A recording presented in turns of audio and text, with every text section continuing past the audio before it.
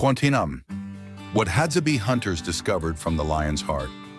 In the dry savannas of northern Tanzania, where survival depends on skill, instinct, and ancestral knowledge, the Hadzabe people stand as one of the last true hunter-gatherer tribes in Africa. Among their many encounters with wild animals, none is as spiritually profound or symbolically powerful as their relationship with the lion. Beyond viewing the lion as a predator, the Hadzabe have discovered something deeply meaningful in one particular part of its body, the lion's heart.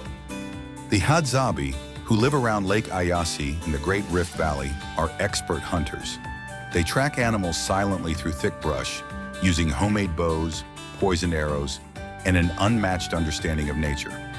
But lions are rarely hunted by them, and only in extreme cases, such as self-defense or when a lion dies naturally, do they come into close contact with a lion's body. When they do, it is the heart that draws their greatest attention. To the Hadzabe, the lion's heart is not just an organ. It is a symbol of strength, silence, courage, and restraint. Elders teach the young that lions do not hunt out of anger or noise. They wait silently, patiently watching their prey, striking only when success is sure. This lesson became one of the foundations of Hadzabe hunting philosophy. Wait like the lion, move only when necessary. Over generations, Hadzabe hunters began associating the lion's heart with spiritual energy. When they come into possession of one, they do not eat it. Instead, they burn it in a fire ritual, and the ashes are sometimes used in marking hunters who have proven their courage or maturity. These ashes, carried in small pouches or rubbed on the skin, serve as a reminder, not a charm, of the values the lion embodies: bravery without pride, strength without noise, and discipline without fear. Elder hunters say that a lion's heart beats slowly, even when it is dying. This observation, made not from science, but from intimate experience, impressed the Hadzabe.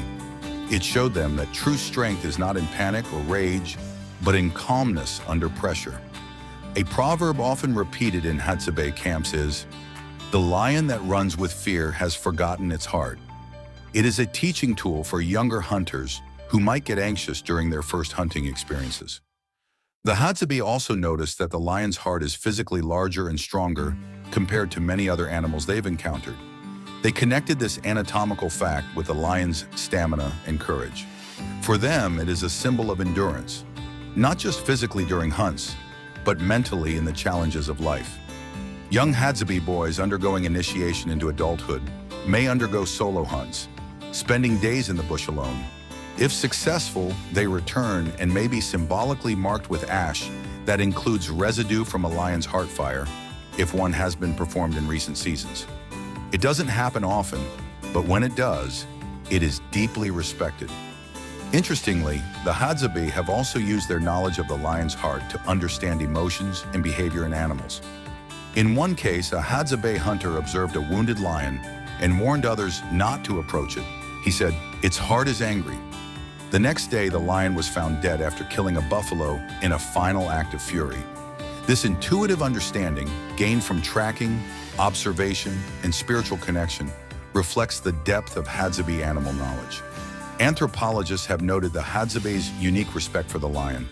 Unlike many who glorify killing large predators, the Hadzabe avoid unnecessary conflict. They see the lion as a brother in the bush, one that teaches without words. Their discoveries from the lion's heart are not scientific in the Western sense, but they carry deep psychological and cultural truths. In today's world, where courage is often mistaken for loudness, the Hadzabe offer a lesson.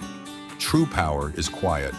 From the lion's heart, they learn that strength lies in restraint, and that waiting in silence can be more powerful than striking in noise.